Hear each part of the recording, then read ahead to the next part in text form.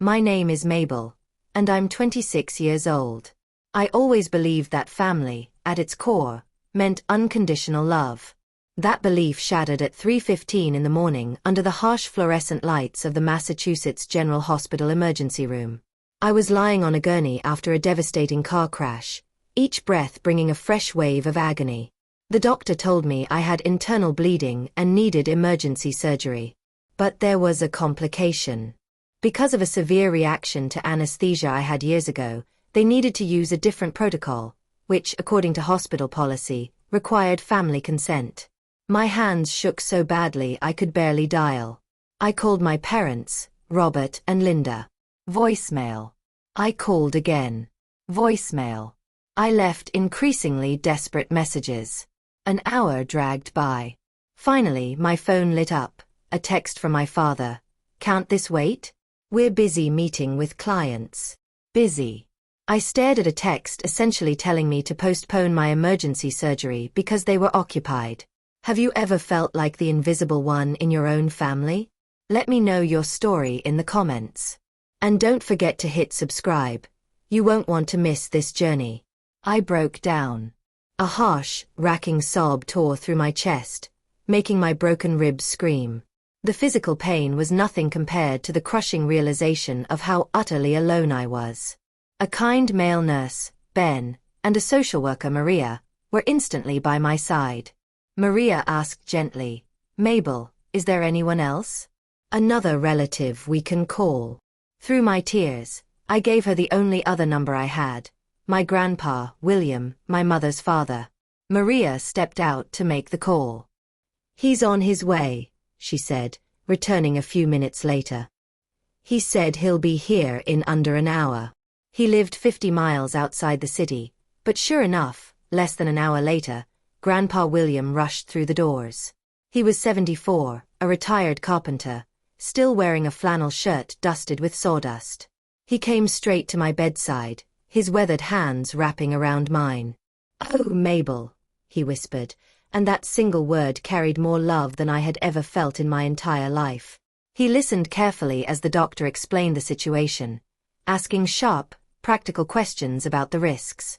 Then he took the clipboard and signed the consent forms with steady hands as they wheeled me toward the OR. He leaned down and kissed my forehead. I'll be right here when you wake up, Gid. Don't you worry. Hours later, groggy and disoriented, the first thing I saw was his familiar figure in the chair next to my bed. He had stayed, his silver hair messy, halfway through a crossword puzzle, but he was there. Seeing him, my protector, unleashed a flood of memories. A lifetime of emotional neglect compressed into one painful realization. My parents, Robert and Linda, were prominent financial advisors in Newton. They lived in a sleek, modern condo that looked like a magazine cover and valued things only by their price tag. I remembered their faces when I told them I was taking a job as a non-profit coordinator. That's nice, Mabel, my mother had said, her smile tight. But it doesn't really pay, does it? My father was worse. When I proudly showed them my first car, a used Toyota Corolla with 85,000 miles, he just sighed.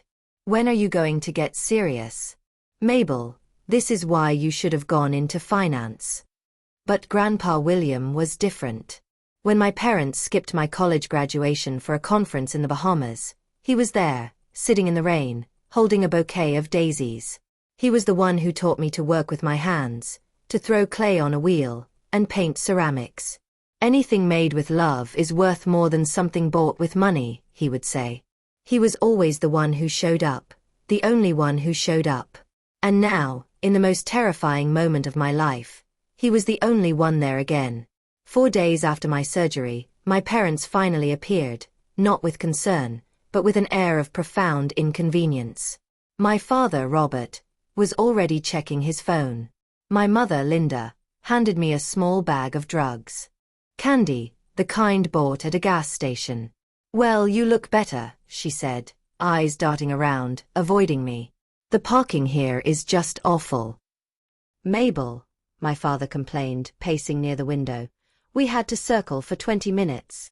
They stayed exactly 35 minutes. In that time, my mother complained about a difficult client, and my father asked, So, what's the timeline? When do they think you can get back to work? Not, are you in pain? Not, what did the doctor say? But, when can you be productive again? They left for a dinner appointment, and the silence they left behind was louder and more painful than their empty chatter. A few days later, the medical team came to discuss my discharge. Your apartment is on the second floor, correct? The doctor asked. I nodded. With your leg and shoulder, you won't manage stairs for at least 6 weeks. Panic hit me. I had nowhere to go. My parents' sleek, modern condo was notoriously unwelcoming to guests. Before I could spiral, a firm, familiar voice spoke from the chair in the corner. She's coming home with me, Grandpa Williams said. He had been there every single day. He told the doctor he was retired, his house was 1 level, and he had already built a temporary ramp for the front steps. Just like that, it was settled. Moving into his small, repaired house felt like breathing fresh air for the first time. He set me up in the guest room, brought meals he cooked himself, and sat with me for hours while I endured painful physical therapy. But in the quiet moments, lying awake at night, I wrestled with a question that shamed me. Why, after everything they had done, did I still check my phone hoping for a text from my parents? Why did that 35-minute visit, as insulting as it was, still feel like something I had wanted? I had read about this in a psychology class. It's called learned helplessness. It happens when you are in a painful, negative situation for so long that your brain stops trying to find a way out. You learn to endure the pain as normal. For 26 years, I had been trained to accept their emotional neglect. A child who only gets validation once in a blue moon learns to crave it, to see tiny worthless crumbs as if they were a feast. My parents conditioned me to be grateful for any scrap of attention they gave. No matter how cold or brief, I wasn't weak, I was trained. And lying in that quiet house, surrounded by my grandpa's unconditional love, I finally realized the training was over. As I began to heal physically, the administrative nightmare started. My neighbor Sarah, a sweet teacher living in the unit below, had been collecting my mail.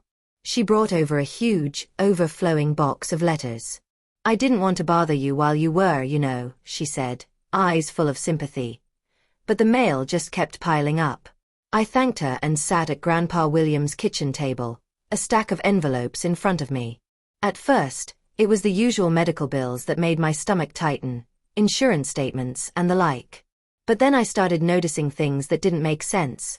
Confusing letters from my disability insurance provider, the policy I had through my job, and my private investment portfolio. I called the disability insurance company first. After 20 minutes on hold, a polite representative finally answered. I explained who I was and that I was trying to sort out my claim. There was a long pause. Ma'am, the representative said slowly, we've already been in communication with your financial proxies regarding this account. Ice water poured into my veins. My what? Who? Your parents, Robert and Linda, he said. They contacted us 3 days after your accident, inquiring about the protocol for liquidating the entire fund. Liquidating. Not accessing. Liquidating. My mind flashed back 2 years. I had been sitting in my father's sleek, glass-walled office as he insisted on helping me set up my first real investment portfolio and supplemental disability insurance. It's just standard procedure, Mabel, he had said, sliding a pen across the desk. We'll just add me and your mother as financial proxies. It's all part of the family portfolio. Makes it easier to manage. I had been grateful, thinking he was finally taking an interest in my life, my future. Now I realized he had been setting a trap. My hands shook, but not from fear. Cold, clinical anger coursed through me.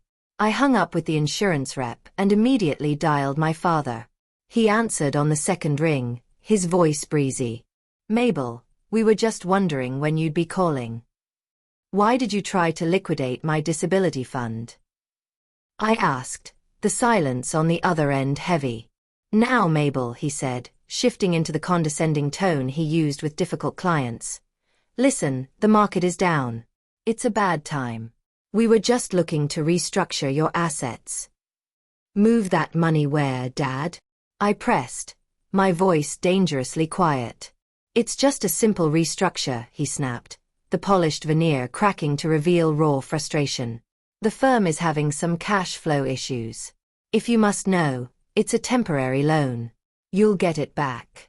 Don't be so dramatic. A temporary loan. He was planning to use the money I needed to survive, while I couldn't work to plug a hole in his failing business. This wasn't neglect. This was theft. I hung up the phone, but the cold realization had only begun. It wasn't just the disability fund. I returned to the pile of mail Sarah had brought. Sorting through the medical bills and insurance spam, I found an official-looking envelope from a bank I didn't even have an account with. I tore it open. It was a loan rejection letter, but not for a credit card. It was a denial for a home equity line of credit. The address listed was my apartment, my condo. My father had co-signed for it 2 years ago, insisting I needed his help because I lacked credit history. Just a formality, Mabel, he had said. Now I saw he had used that formality to try and drain the equity from my home. The application date was 2 days after my accident. While I was in the ICU, he wasn't just trying to liquidate my disability fund. He was actively leveraging my home to bail out his failing business. All the sadness I'd felt in the hospital, all the learned helplessness, evaporated. It was replaced by something sharp, cold, and clear. This wasn't a family dispute. It wasn't neglect. This was predation. They were circling my assets like vultures, waiting for me to be weak enough to pick apart. I didn't cry. I looked up at Grandpa William, who was watching from the doorway, his face etched with worry. I didn't need to say a word. I handed him the letter. He read it, his face growing thunderous. He stared at it silently for a long moment, then set it down, walked into his small study, and returned holding an old cracked leather address book. He flipped through the pages, finger tracing a list of names, then picked up the landline and dialed from memory. Harrison, he said. It's William. Yes, it's been a long time. I'm good, but I'm calling about my granddaughter. She's in trouble. He listened for a moment, then handed me the phone. Mr. Harrison, a lawyer my grandpa had known for 40 years, listened patiently as I explained everything. My hospital stay, the text, the 35-minute visit, and then the disability fund and the home equity loan application. My voice was steady and cold. There was a long silence on the other end. Mabel, he finally said, calm but serious. What your parents have done is not just unethical, it's potentially fraudulent. They used their position of trust to gain access and acted without your consent while you were incapacitated. We can fix this, and we can fix it now. What do we do? I asked. You rest. You heal, he said, and I could hear him scribbling on a legal pad. I'm going to draft a full revocation of power of attorney, a cease and desist notification for both of them, and new power of attorney documents naming your grandfather for both medical and financial decisions. I'll have them ready by tomorrow. When I hung up, the sting of betrayal remained, but for the first time, I felt a flicker of power. This wasn't a family drama anymore. This was a legal fight. And I was finally ready. 4 weeks to the day after my accident, I called my parents and asked them to come to Grandpa William's house. I was off painkillers, my mind clear, steady on a pair of crutches. They arrived at 2 p.m., clearly annoyed. My father, Robert, walked in first, barely looking at me. Mabel, this is very inconvenient. We have a 3 o'clock showing. Whatever this is, can it be quick? He stopped when he saw the setup in the living room. I was sitting in an armchair, my injured leg propped up. On one side of me was Grandpa William, hands folded calmly in his lap. On the other side was Mr. Harrison, in a full suit, holding a briefcase. My mother, Linda, saw him, and her professional smile faltered. What's going on? Who is this? Please sit down, I said, my voice even, and I was surprised at how steady it sounded. They sat on the sofa opposite me. I reached for a simple manila envelope on the coffee table and slid it toward them. My father scoffed. What's this? More medical bills. These, I said, meeting his gaze, are legal documents. They are a full revocation of any and all power of attorney you hold over me, medical or financial. They are cease and desist notifications, and they remove you as proxies and beneficiaries from every one of my accounts and insurance policies. Effective immediately. My mother's hand flew to her mouth. Mabel, no. How could you? After everything we've done for you. My father's face turned a deep, blotchy red. The mask of the successful financial advisor was gone. Ungrateful, he yelled, standing. This is how you repay us. We were trying to protect your assets. The word protect hung in the air, so Violet made me sick. I looked at him not with the anger he was displaying, but with a cold, quiet finality. Protect them? I asked. Or liquidate them, like you applied for a home equity loan on my condo while I was in surgery? The room fell completely silent. My mother stopped crying. She just stared at me, mouth open. Mr. Harrison and my grandpa didn't move. My father's face went pale, his rage gone, replaced by the hollow shock of being caught. He sat back down hard. He had nothing to say. He had been so sure of his own cleverness, so sure of my weakness, that he never imagined being held accountable. You don't know the pressure we're under, my mother whispered finally, voice trembling. The firm. I know, I said, cutting her off. But your failing career isn't my problem. Not anymore. Sign the papers. We are taught that blood is supposed to be thicker than water, that family is forever. But that is a weapon toxic people use to keep you trapped. They rely on your guilt, on your sentimentality, counting on you to keep setting yourself on fire to keep them warm. Sometimes letting go of blood ties isn't betrayal. It is the ultimate act of self-preservation. It's not about hate. It's about finally choosing yourself, the moment you stop being their victim and start being your own rescuer. My father, hands shaking with rage, snatched a pen from his jacket and scribbled his name on the documents. My mother signed after him, her tears staining the paper.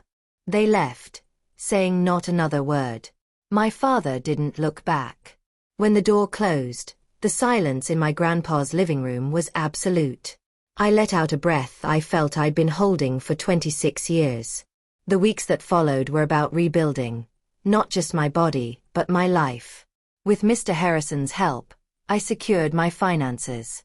We set up new accounts at a different bank, changed every password, and put fraud alerts on my credit. I sold the condo. I couldn't bear to live there, knowing my father had seen it as an asset to strip. I found a small ground-floor apartment with wide doorways and a patio. Grandpa William came over and built a sturdy wooden ramp for the entrance. Just until you're steady on your feet, he said, but I knew he built it to last. I returned to my non-profit job, but I was changed. The experience had forged something new in me. Using what I had learned, the legal loopholes, the insurance nightmare, the vulnerability of being a patient, I pitched a new program to my boss, providing free legal and financial advocacy for survivors of major medical events, protecting them from predatory exploitation. My life is quiet now, but full. Last night, I hosted dinner in my new apartment. My chosen family was there. Grandpa William was teaching Ben, the nurse from the hospital, how to cheat at cards. My neighbor Sarah brought a pie. We ate, we laughed, and I looked around at the hand-painted ceramic bowls I had made, now full of food and shared with people I loved. That's when I realized I was finally whole. If you're listening and you've always felt like an outsider in your own family, hear this. You are not defined by the love you didn't receive. Your worth is not determined by their inability to see you. You are not a supporting character in their story. You are the lead in yours. Building a family isn't about blood. It's about who shows up, who listens, who respects you, who protects you, and who, when you are broken, sits with you in the dark and helps you build a ramp. Don't be afraid to let go of what hurts you. Don't be afraid to choose yourself. Your real family, the one that's waiting for you, will be there to catch you.